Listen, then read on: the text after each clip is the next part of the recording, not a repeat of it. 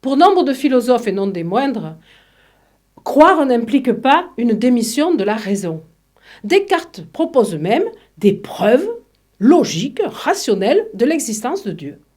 Est-il raisonnable de croire? Nous venons de voir que la religion peut paraître à la fois déraisonnable et irrationnelle, et qu'elle a elle-même combattu la philosophie et la science qui sont de grands tenants de la raison. Cependant, des philosophes, et non des moindres, ont affirmé qu'il n'était pas du tout irrationnel de croire.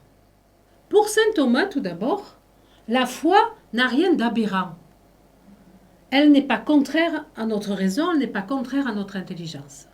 Il s'adresse à des gens qui sont croyants. Et il montre comment cette croyance n'entre pas en conflit avec leur intelligence ou leur connaissance du monde, leur connaissance scientifique. Il donne 5 arguments rationnels qui viennent appuyer la foi. L'essentiel, c'est celui qu'il tire de l'existence même des choses.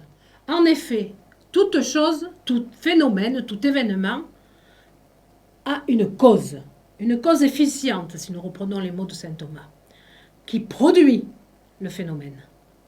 Donc, nous allons remonter logiquement une chaîne de causes efficientes. Tel phénomène se produit, sa cause est à elle-même une cause, etc., etc. Si nous remontons, par exemple, jusqu'au Big Bang,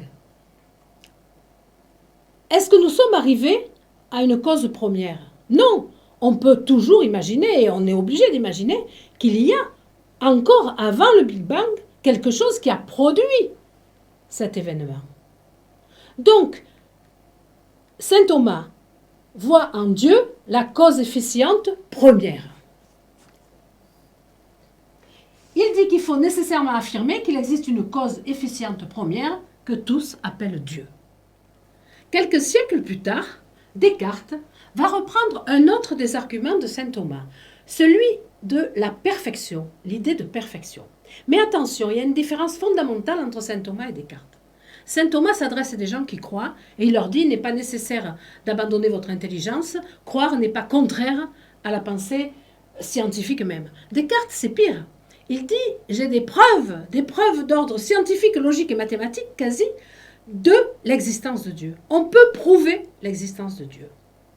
Et il va le prouver de 3 manières. Il y a 3 chez Descartes, dans les méditations métaphysiques, 3 preuves de l'existence de Dieu. Je vais vous présenter la première, la plus importante, parce qu'au fond, elle englobe les 2 suivantes. Cette première preuve de l'existence de Dieu, Descartes la tire de l'idée de perfection. Nous avons en nous l'idée de perfection, l'idée d'infini, l'idée d'éternité. Or, nous sommes des êtres finis. Nous ne sommes pas éternels. Nous ne sommes pas parfaits.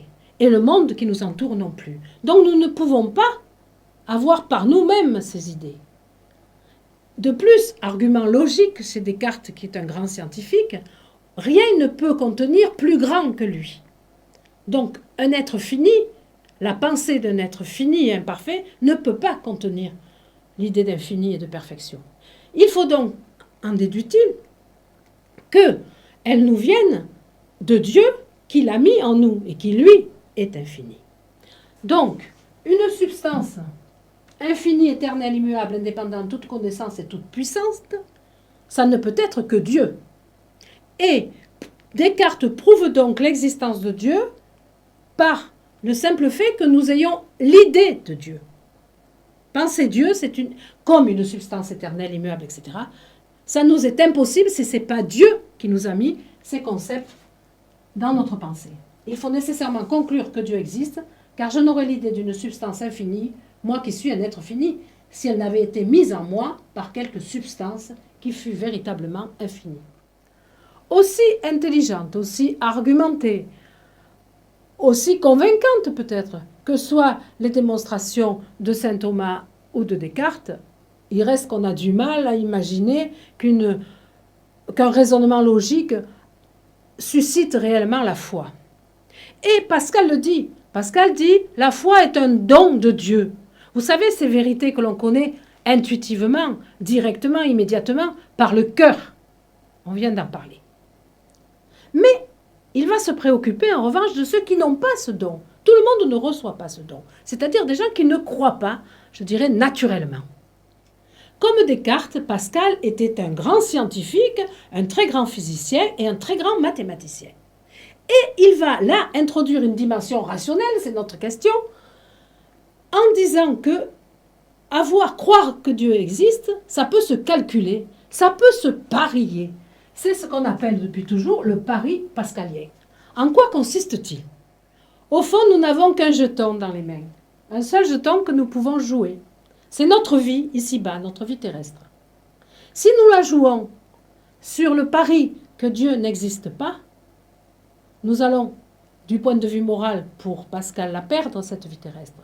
Et nous risquons, à cause de cela, de perdre notre vie éternelle, puisque si Dieu existe, nous serons punis, au fond, d'avoir eu cette mauvaise vie. En revanche, si ce jeton, nous le jouons sur l'existence de Dieu, et que nous avons donc une vie conforme à la morale, etc., même si nous ne croyons pas, je le répète, en Dieu, nous avons une chance, au moins une chance sur deux, de multiplier ce jeton par 10 000, puisque nous gagnerons grâce à cela la vie éternelle.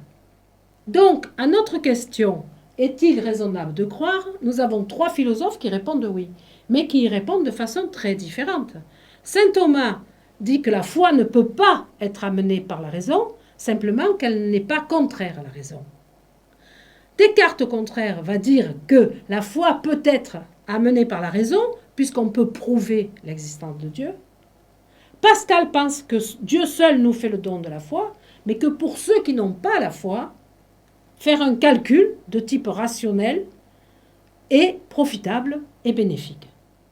La question de la rationalité de la religion, la question du bien fondé de la croyance dans un Dieu, du bien fondé de la foi, qui a traversé des siècles de philosophie, elle va devenir au XIXe siècle obsolète. Les philosophes du XIXe siècle, les philosophes du soupçon dont nous allons parler dans la vidéo suivante, vont se tourner vers un tout autre aspect de cette question, un aspect plus psychologique, sociologique ou historique. Ils vont s'interroger sur l'origine, sur les sources, sur le fonctionnement, sur l'apparition du sentiment religieux. Pourquoi croyons-nous? Pourquoi les hommes ont-ils eu des religions? Ont-ils toujours des religions?